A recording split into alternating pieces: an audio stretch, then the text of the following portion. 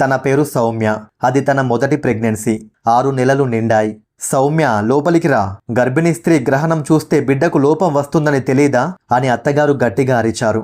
కాని సౌమ్య కదల్లేదు. ఇదంతా మూఢనమ్మకాలు అని కొట్టిపారేసింది. గ్రహణం మొదలైంది. నల్లని నీడ నెమ్మదిగా చంద్రుణ్ణి మింగుతుంది. ఆ క్షణంలో ఆమె కళ్ళు గ్రహణాన్ని చూశాయి. అకస్మాత్తుగా ఆమె కడుపులో విచిత్రమైన కదలిక అనిపించింది. అది సామాన్యంగా కాదు, కడుపులో బిడ్డ గట్టిగా తన్నినట్టు. అత్తమ్మ, నా బిడ్డకి ఏం కాదు కదా? నేను దేని గురించైతే ఇన్నాళ్ళు భయపడ్డానో అదే జరిగింది. చంద్రగ్రహణ సమయంలో చంద్రునికి భూమికి మధ్య ఒక ప్రత్యేక శక్తి ప్రవాహం జరుగుతుంది. దాని ద్వారా పురాతన ఆత్మలు మన ప్రపంచంలోకి ప్రవేశిస్తాయి. అంటే నా బిడ్డలో ఏదైనా చొరబడి ఉండవచ్చా? ఇప్పుడు చెప్పలేను. బిడ్డ పుట్టాక తెలుస్తుంది. ప్రసవ రోజు ఏదో ఒకటి జరుగుతుంది. చివరికి ఆమెకు 9వ నెలలో పౌర్ణమి రోజు రాత్రి ప్రసవ వేదన మొదలైంది. కానీ అది సాధారణ ప్రసవం కాదు. డాక్టర్ ఇంకా రాలేదా? అత్తగారు ఆందోళనగా అడిగారు. అప్పుడే నేను బయటికి వెళ్ళాలి అని సౌమ్య అనుకోకుండా అంది. ఏంటి, ఈ స్థితిలోనా? కాని సౌమ్యని ఆపలేకపోయారు. ఏదో అజ్ఞాత శక్తి ఆమెను బయటికి లాక్కుపోతుంది. వెన్నెల సౌమ్యపై పడిన ఆ క్షణం ఒక మిరాకిల్. సౌమ్య ఒక ఆడబిడ్డను ప్రసవించింది. ఆమె పేరు చంద్రిక అని పెట్టారు. రోజులు వారాలు గడిచాయి. కానీ ఆమె ఇతర పిల్లల్లాగా కాదు. 3వ నెలలోనే నడవడం మొదలుపెట్టింది. 6వ నెలలో మాట్లాడడం మొదలుపెట్టింది. ఒకసారి చంద్రిక అంది కిటికీ వైపు చూస్తూ, అమ్మా, అక్కడెవరో ఉన్నారు ఆ తెల్లని చీరలో అని వేలుతో చూపిస్తోంది. కానీ అక్కడెవరూ లేరు. సౌమ్య గుండె వణికింది. నా కూతురు దయ్యాలను చూస్తుందా? ఆ మరుసటి రోజే ఆ ఇంటి స్త్రీ చనిపోయింది. సౌమ్య షాక్. చంద్రిక నిజంగా మరణాన్ని చూడగలదు. చంద్రికకు 1 సంవత్సరం నిండేసరికి ఆమె శక్తులు మరింత బలపడ్డాయి. ఒకసారి రాత్రి సౌమ్య లేచి చూస్తే చంద్రిక తన మంచం మీద కూర్చొని చంద్రకిరణాలతో ఆడుకుంటుంది. తన బిడ్డ చాలా ప్రమాదకరమైన స్థితిలో ఉందని అర్థమై రాఘవ్ ఒక ఋషిని కలవడానికి నిర్ణయించుకున్నాడు. అనంతగిరి అడవుల్లో ఉన్న ఒక మహర్షికి చంద్రగ్రహ శక్తుల గురించి తెలుసని విన్నాడు. రాఘవ్, సౌమ్య దుర్గమమైన ప్రయాణం తరువాత ఋషి ఆశ్రమం చేరుకున్నారు. అప్పుడు ఋషి అన్నాడు, ఇది మంచి శక్తి కాదు, చీకటి శక్తి ఆమెను ఆకర్షిస్తోంది. చంద్రిక ఒక కన్ను వెండిగా, మరో కన్ను నల్లగా మెరుస్తోంది. అది రాహువు. రాహు గ్రహ దేవత కూడా ఆమెను పట్టుకుంది. మహర్షి, మా బిడ్డను రక్షించండి. రక్షించడం కాదు, నియంత్రించడం నేర్పించాలి. ఈ బిడ్డ ప్రత్యేక ప్రయోజనం కోసం జన్మించింది. చంద్రగ్రహ శక్తి ప్రతి 100 సంవత్సరాలకు ఒకసారి మానవ రూపం తీసుకుంటుంది. ఆమె పెరిగే కొద్దీ ఆ శక్తులు మరింత పెరుగుతాయి. 16 ఏళ్ల వయసు వచ్చేసరికి ఆమె పూర్తి చంద్రదేవత అవుతుంది. ఆ వయసు వచ్చే ముందే ఆమెకు శక్తులను నియంత్రించడం నేర్పించాలి. లేకపోతే ఆమె శక్తి ఆమెనే నాశనం చేస్తుంది. ఋషి చంద్రికకు శిక్షణ ఇవ్వడానికి అంగీకరించాడు. సౌమ్య, రాఘవ్ ఆశ్రమంలోనే ఉండిపోయారు. ప్రతిరోజు ఆమె చంద్రకిరణాలతో కనెక్ట్ అవుతూ తన శక్తిని నియంత్రించడం నేర్చుకుంటుంది. అలా 5 సంవత్సరాలు గడిచాయి. చంద్రికకు ఇప్పుడు 6 ఏళ్లు పడ్డాయి. తన శక్తులను నియంత్రించడం నేర్చుకొని చంద్రిక చిన్నతనంలోనే ఒక మహాశక్తివంతమైన పిల్లగా మారింది. చంద్రికకు ఇప్పుడు 8 ఏళ్లు. ఆశ్రమ శిక్షణ పూర్తయి లక్ష్మీ, రాఘవ్, చంద్రిక తిరిగి తమ ఊరికి వచ్చారు. కానీ విషయాలు అనుకున్న విధంగా జరగలేదు. చంద్రిక స్కూల్కి వెళ్లటం మొదలుపెట్టింది. కానీ ఆమె తన శక్తులను దాచుకోవాలి, ఎవరికీ తెలియకూడదు. మొదటి రోజు క్లాస్లో చంద్రిక పక్కన రేణుక అనే అమ్మాయి కూర్చుంది. క్లాస్ మధ్యలో టీచర్ బోర్డుపై రాస్తుండగా అకస్మాత్తుగా గుండెపోటుతో పడిపోయింది. చంద్రిక వెంటనే లేచి టీచర్ దగ్గరకు పరిగెత్తింది. ఆమె కళ్ళు ఆ క్షణంలో వెండిగా మారాయి. ఆమె టీచర్ ఛాతీపై చేయి పెట్టగానే ఒక్క క్షణంలో టీచర్ కళ్ళు తెరుచుకున్నారు. తర్వాత రోజు ప్రిన్సిపల్ లక్ష్మీ రాఘవ్ను పిలిచి, మీ కూతురు గురించి చాలా ఫిర్యాదులు వస్తున్నాయి. ఆమె టీచర్ను ఎలా రక్షించింది? డాక్టర్లు కూడా అబ్బురపడ్డారు. అదే టైంలో చంద్రిక ఆఫీస్ రూమ్లోకి వచ్చి, నేను చెప్తాను ప్రిన్సిపల్ సార్. చంద్రిక, నువ్వాగు. కానీ చంద్రిక, మా అమ్మ గర్భంతో ఉన్నప్పుడు చంద్రగ్రహణం చూసింది. దానివల్ల నేను పుట్టుకతోనే కొన్ని శక్తులతో పుట్టాను అని చెప్పేసింది. దయచేసి ఈ విషయం రహస్యంగా ఉంచండి అని రాఘవ్ అన్నాడు. కానీ అప్పటికే చాలా ఆలస్యమైపోయింది. మరుసటి రోజే ఇంటికి 10 మంది రిపోర్టర్లు వచ్చారు. సౌమ్య భయంతో తలుపు మూసేసింది. రాఘవ్ పోలీసులకు ఫోన్ చేశాడు. కానీ వార్త ఇంకా వ్యాపించింది. మనం ఈ ఊరిని వదిలేసి ఎక్కడికైనా వెళ్ళిపోదామనుకున్నారు. కానీ వెళ్లే ముందే ఒక నల్ల కారు వాళ్ళింటి ముందాగింది. నల్ల సూటు వేసుకున్న ఒక స్త్రీ దిగింది. నేను doctor Meera Iyer, Indian paranormal research institute నుండి. మాకు ఏ పరిశోధనలు వద్దు, రాఘవ్ అన్నాడు. నేను మీకు హాని చేయడానికి రాలేదు, మీ కూతుర్ని రక్షించడానికి వచ్చాను. చంద్రిక ఒక్కతే కాదు, గత శతాబ్దంలో ఇలాంటి 3 పిల్లలు జన్మించారు. వాళ్ళందరి తల్లులు గ్రహణం చూసినవారు. ఒకరు చనిపోయారు, మరో ఒకరు మా దగ్గరే ఉన్నారు. 3వ వ్యక్తి అదృశ్యమయ్యాడు. మీరు చంద్రికను ఎక్కడికైనా తీసుకెళ్లాలనుకుంటున్నారా? లేదు, కానీ మీకు సహాయం చేయాలనుకుంటున్నాను. డాక్టర్ మీరా వాళ్ళని హిమాచల్ ప్రదేశ్లోని ఒక రహస్య కాంప్లెక్స్కి తీసుకెళ్ళింది. పర్వతాల మధ్య దాగి ఉన్న అధునాతన సంస్థ. పారానార్మల్ శక్తులు కలిగిన వ్యక్తులకు శిక్షణా కేంద్రం. లోపల చాలా మంది ప్రత్యేక శక్తులు కలిగిన వ్యక్తులున్నారు. టెలిపతి శక్తి కలిగిన పిల్లలు, టెలికినిసిన్ శక్తి కలిగిన వారు, భవిష్యత్తు చూసేవారు. కానీ చంద్రికకు ఏదో అనుమానం వచ్చింది. ఈ చోటు శాంతంగా కనిపించినా లోతుల్లో ఏదో చీకటి శక్తి దాగి ఉన్నట్టు అనిపించింది. ఆ రాత్రి చంద్రికకు ఒక ముసలి స్త్రీ కల వచ్చింది. జాగ్రత్త చంద్రిక, ఈ చోటులో వాళ్ళు నీ శక్తిని దొంగిలించాలనుకుంటున్నారు. మరుసటి రోజు చంద్రిక కాంప్లెక్స్ చుట్టూ తిరుగుతూ ఉంది. ఒక బంద ద్వారం కనిపించింది. లోపల చీకటి మెట్లు కిందికి వెళ్తున్నాయి. కింద ఒక భూగర్భ ప్రయోగశాల, పెద్ద గ్లాస్ ఛాంబర్లు, ప్రతి ఛాంబర్లో ఒక వ్యక్తి. వాళ్ళు పారానార్మల్ శక్తులు కలిగిన వ్యక్తులు, కానీ వాళ్ళు మత్తులో ఉన్నారు. వారి శరీరాల నుండి రంగురంగుల శక్తులు పైకి పారుతున్నాయి. ఆ శక్తులను ఒక యంత్రం సేకరిస్తోంది. అప్పుడే అకస్మాత్తుగా ఒక స్వరం. డాక్టర్ మీరా భయంకరంగా నవ్వుతూ చంద్రిక వెనక నిలబడి ఉంది. నువ్వు చాలా త్వరగా కనుగొన్నావు చంద్రిక, కానీ పర్వాలేదు, నీ శక్తి నాకు కావాలి. మీరు వాళ్ళ శక్తుల్ని దొంగిలిస్తున్నారా? దొంగిలించడం కాదు, సేకరించడం. ఈ శక్తులన్నీ కలిపితే ఒక అపారమైన శక్తి వస్తుంది, ప్రపంచాన్ని నియంత్రించగల శక్తి. కానీ నువ్వు సహకరించకపోతే. అప్పుడే చంద్రిక కళ్ళు వెండిగా ప్రకాశించాయి. నేనెవరికీ లొంగను. మీరా ఒక రిమోట్ నొక్కగానే వెంటనే 6 సెక్యూరిటీ గార్డు లోపలికి వచ్చారు. కానీ చంద్రిక చాలా శక్తివంతమైంది.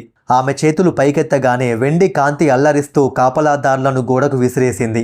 చంద్రిక పరిగెత్తుతూ మెట్లు ఎక్కుతూ ఉంది. కానీ ప్రతి మలుపులో కాపలాదారులు. ఆమె ఒక కిటికీ దగ్గరకు వచ్చేసరికి బయట పర్వతాలు, చాలా ఎత్తు. కానీ వేరే మార్గం లేదు. చంద్రిక కళ్ళు మూసుకొని చంద్రుణ్ణి ప్రార్థించింది. వెంటనే ఆమె కిటికీ నుండి దూకింది. కానీ అప్పుడే ఒక అద్భుతం. వెండి రంగు రెక్కలు ఆమె వీపు నుండి ప్రత్యక్షమయ్యాయి. ఆమె పర్వతాల మీద నుండి దూరంగా ఎగిరింది. కాంప్లెక్స్లో డాక్టర్ మీరా కోపంగా, ఆమెను పట్టుకోండి, హెలికాప్టర్లు పంపండి. చంద్రిక ఎగురుతూ ఉంది. కానీ ఆమెకు ఎక్కడికి వెళ్లాలో తెలియదు. తనకిప్పుడు ఆ మహర్షి మాత్రమే సహాయం చేయగలడు అని మనసులో అనుకుంటుంది. తెల్లవారుజామున చంద్రిక ఋషి ఆశ్రమం చేరుకుంది. తన రెక్కలు అదృశ్యమయ్యాయి. మహర్షి, నా తల్లిదండ్రులు ప్రమాదంలో ఉన్నారు అని చెప్పగానే ఆయన తన శిష్యులను పంపించారు. వాళ్ళు వెళ్లి రహస్య మార్గాల ద్వారా కాంప్లెక్స్లోకి చొరబడి లక్ష్మీ రాఘవ్ను రక్షించారు. మహర్షి, వాళ్ళు వెంటపడుతున్నారు, మేమెక్కడికైనా వెళ్ళిపోతాం అని రాఘవ్ అడిగాడు. అప్పుడు చంద్రిక అంది, పరిగెత్తడం పరిష్కారం కాదు. నేను నా శక్తులను బాగా నియంత్రించుకోవాలి, బలంగా ఉండాలి. తదుపరి కొన్ని సంవత్సరాలు చంద్రిక కఠినమైన శిక్షణ తీసుకుంది. చంద్రికకు ఇప్పుడు 15 ఏళ్ళు. చంద్రిక, డాక్టర్ మీరా కేవలం ఒక వ్యక్తి కాదు, ఆమె ఒక పెద్ద సంస్థలో భాగం. షాడో కౌన్సిల్ అని పిలుస్తారు. ప్రపంచవ్యాప్తంగా పారానార్మల్ శక్తులను సేకరిస్తున్న రహస్య సంస్థ. వారి లక్ష్యం ప్రపంచ ఆధిపత్యం. వాళ్ళు నీ చంద్రశక్తిని చాలా కోరుకుంటారు. అదే రాత్రి వెంటనే దాడి జరిగింది. 20 మంది నల్ల దుస్తులు వేసుకున్న యోధులు ఆశ్రమం చుట్టూ చేరారు. యోధుల లీడర్ పారానార్మల్ శక్తులు కలిగి ఉన్నాడు.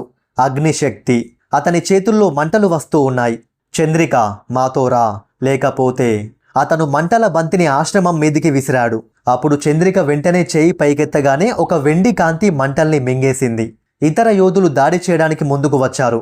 కానీ చంద్రిక ఒక పెద్ద కాంతి వృత్తము సృష్టించింది. అది అందరు యోధుల్ని వెనక్కి నెట్టేసింది. నేను చంద్రరాణిని. నా శక్తి మీ ఊహలకు అతీతం. ఇది అంతం కాదు చంద్రిక, మేము తిరిగి వస్తాం. దాడి తర్వాత రోజు ఒక ఆశ్చర్యకరమైన సందర్శకుడు వచ్చాడు. చాలా వృద్ధ మనిషి. నేను ప్రొఫెసర్ వర్మ. నేను కూడా ఒక పారానార్మల్ రీసెర్చర్ని. కానీ డాక్టర్ మీరా లాగా కాదు. నేను మంచి శక్తుల్ని రక్షించేవాడిని. మీరెందుకు వచ్చారు? చంద్రికకు సహాయం చేయడానికి. షాడో కౌన్సిల్ చాలా శక్తివంతమైనది. కానీ మాకు కూడా ఒక సంస్థ ఉంది, లైట్ గార్డియన్స్. మేము మంచి పారానార్మల్ శక్తుల్ని రక్షిస్తాం. ప్రపంచవ్యాప్తంగా దాదాపు 50 మంది ఉన్నాం. మనం కలిసి షాడో కౌన్సిల్ని ఎదురించగలం. అమ్మ సౌమ్య ఆందోళనగా అడిగింది. ఇది యుద్ధం అవుతుందా? అవును, కానీ మనకు ఇంకో ఎంపిక లేదు. షాడో కౌన్సిల్ను ఎదిరించాలి. ఇక యుద్ధం మొదలవబోతుంది. చంద్రిక నిర్ణయం తీసుకుంది. నేను పోరాడతాను, నా కుటుంబం కోసం, మంచి వ్యక్తుల కోసం. ఒక వారం తరువాత చంద్రిక, ఆమె కుటుంబం స్విట్జర్లాండ్లోని ఒక రహస్య స్థావరానికి వెళ్లారు. అక్కడ లైట్ గార్డియన్స్ సమావేశం జరిగింది. చంద్రిక అద్భుతమైన వ్యక్తులను కలుసుకుంది. కైజో, జపనీస్ టెలిపతి, మనసులు చదవగలడు. నికా, ఆఫ్రికన్ ఎలిమెంటల్ కంట్రోలర్, నీరు, భూమి, గాలిని నియంత్రిస్తుంది. రాఫేల్, బ్రెజిలియన్ హీలర్, ఎలాంటి గాయాలైనా నయం చేస్తాడు. జారా, రష్యన్ టైమ్ సీర్, భవిష్యత్తు చూస్తుంది. ఇంకా మరికొంతమంది. నువ్వే మా చంద్రరాణివా? కైజో ఆశ్చర్యంగా అడిగాడు. నేను నీ గురించి చాలా విన్నాను. నేను సాధారణ అమ్మాయిని, చంద్రిక వినయంగా అంది. లేదు, నేను భవిష్యత్తులో చూశాను. నువ్వు మా నాయకురాలు అవుతావా? ప్రొఫెసర్ వర్మ సమావేశం ప్రారంభించాడు. షాడో కౌన్సిల్ ఒక పెద్ద దాడికి సిద్ధమవుతోంది. వారు పూర్ణ చంద్రగ్రహణం రోజు దాడి చేస్తారు, 2 వారాల తరువాత. ఎందుకంటే ఆ రోజు అన్ని చంద్రశక్తులు బలహీనపడతాయి. చంద్రిక శక్తి తగ్గుతుంది. వాళ్ళు ఆమెను పట్టుకోవడానికి మంచి సమయం. కానీ చంద్రిక భయపడలేదు. నేను సిద్ధంగా ఉంటాను. అమ్మ సౌమ్య ఆందోళనగా అడిగింది. చంద్రిక, నువ్వు పోరాడకూడదు, మనం దాక్కోవచ్చు. లేదమ్మా, నేను పోరాడాలి, లేకపోతే ఇంకా చాలామందికి హాని చేస్తారు. గ్రహణ రాత్రి వచ్చింది. చంద్రికకు తన శక్తి తగ్గుతున్నట్టు అనిపించింది. కానీ ఆమె ధైర్యం తగ్గలేదు. జారా హెచ్చరించింది, వాళ్ళు వస్తున్నారు. అర్ధరాత్రి షాడో కౌన్సిల్ దాడి చేసింది. 100 మందికి పైగా యోధులు, 10 మంది శక్తివంతమైన పారానార్మల్ నాయకులు. డాక్టర్ మీరా ముందు నిలబడి, చంద్రిక, ఈసారి నువ్వు తప్పించుకోలేవు. గ్రహణ సమయంలో నీ శక్తి బలహీనంగా ఉంది. గాయ్స్, వీడియోలో ముందుకెళ్లే ముందు వీడియో మీకు నచ్చితే ఒక లైక్ చేయండి. ఇలాంటి మరిన్ని వీడియోస్ కోసం ఛానల్ని సబ్స్క్రైబ్ చేసుకోండి. లైట్ గార్డియన్స్ షాడో కౌన్సిల్ మధ్య యుద్ధం మొదలయ్యింది. కైజో తన మానసిక శక్తితో శత్రువులను గందరగోళపరిచాడు. నికా భూమి మరియు నీటితో అడ్డంకులు సృష్టించింది. రాఫేల్ గాయపడిన మిత్రులను నయం చేస్తున్నాడు. కానీ షాడో కౌన్సిల్ చాలా బలంగా ఉంది. బ్లేజ్ తన అగ్ని తుఫాను సృష్టించాడు. మరో యోధుడు మంచు శక్తులు ఉపయోగించాడు. చంద్రిక కేంద్రంలో నిలబడింది. ఆమె నుండి వెండి కాంతి అన్ని దిశల్లో వ్యాపించింది. అది షాడో కౌన్సిల్ యోధులను తాకింది. వాళ్ళు ఆగిపోయారు. ఒక్క డాక్టర్ మీరా మాత్రమే ప్రతిఘటించింది. ఆమె తన చీకటి శక్తిని చంద్రికపై విసిరింది. కానీ అప్పుడే అమ్మ సౌమ్య ముందుకు దూకి తన కూతుర్ని రక్షించింది. దాంతో సౌమ్య గాయపడింది. కానీ ఆమె నవ్వుతూ, నేను బాగానే ఉన్నానమ్మా. ఆ క్షణం చంద్రిక శక్తి మరింత పెరిగింది.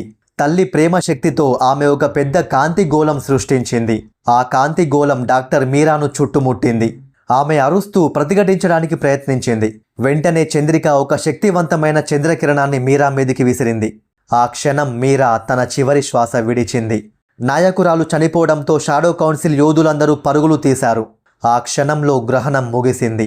మరుసటి రోజు షాడో కౌన్సిల్ రద్దు చేయబడింది. చాలా మంది యోధులు లైట్ గార్డియన్స్లో చేరారు. షాడో కౌన్సిల్ కాంప్లెక్స్ని లైట్ గార్డియన్స్ తమ ఆధీనంలోకి తీసుకొని ఒక నిజమైన వైద్యశాలగా మార్చారు. చంద్రిక ఇప్పుడు లైట్ గార్డియన్స్ నాయకురాలు. ప్రపంచవ్యాప్తంగా మంచి పారానార్మల్ శక్తుల్ని రక్షిస్తోంది. సౌమ్య గర్వంగా తన కూతుర్ని చూసింది. కొన్ని నెలల శాంతి తర్వాత జారా ఒక భయంకరమైన భవిష్యత్తు దృష్టాంతం చూసింది.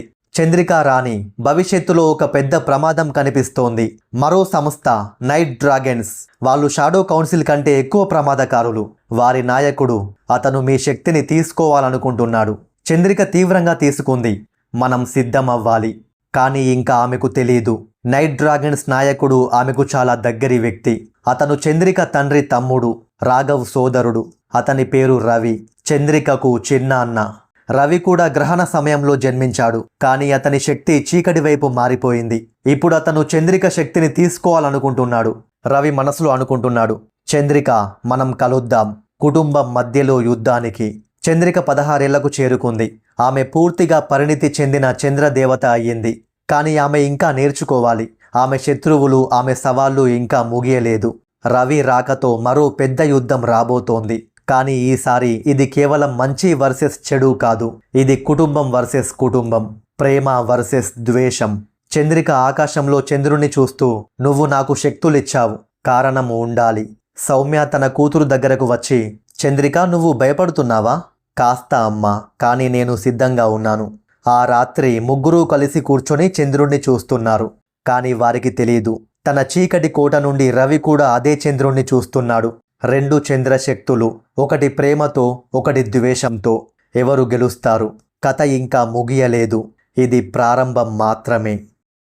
గాయ్స్, ఇది ఇవాల్టి వీడియో మీకు నచ్చితే ఒక లైక్ చేయండి. అయితే దీనికంటే ముందు రెంట్ తక్కువ ఉందని ఒక ఫ్యామిలీ శ్మశానం పక్కనున్న ఇంట్లో అద్దెకు దిగారు. తర్వాత ఆ కుటుంబానికి ఏమయ్యింది అనే వీడియో చేశాను. ఇప్పుడు స్క్రీన్ మీద వచ్చింది కదా, అదే ఆ వీడియో. మీకు వీలైతే ఒకసారి ఓపెన్ చేసి చూడండి. నా వీడియోస్ మీకు నచ్చితే ఇవాళే మన ఛానల్ని సబ్స్క్రైబ్ చేసుకోవాలని కోరుకుంటున్నాను. Thank you for watching.